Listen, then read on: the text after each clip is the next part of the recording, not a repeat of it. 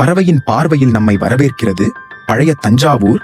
பெரிய கோயிலை மையமாக கொண்டு பறந்து விரிந்த விவசாய நிலங்கள், அரண்மனைகள், பசுமை. அநேக பந்தயங்கள் வந்தன. ஆனால் இந்த கோயில் மட்டும் இறைவனின் ஆசிர்வாதத்தால் கை தீண்டாதபடி பாதுகாக்கப்பட்டது. 1800களில் புறநாட்டு அதிகாரிகள் கோயிலை ஆராய்ந்தனர். அவர்களுக்கும் இது ஒரு அதிசய கட்டடமாக இருந்தது. வண்ணக்கொடிகள், கஜமுக வாசல்கள், பட்டுப்பொன் விருத்திகள், மக்கள் கூட்டம், வழிபாடில் கலந்து கொள்ளும் ஆனந்தம் நம்மையே ஆழ்த்துகிறது.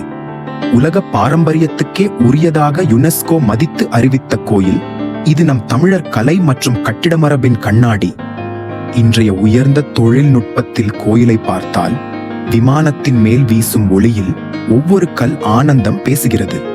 காலங்கள் மாறினாலும் இவ்விதம் நிற்பது ஒரு மந்திரம் அல்ல, ஒரு கோயிலை கட்டியவனின் ஈரா எண்ணம், உழைப்பு, ஆன்மீக காதல்தான்.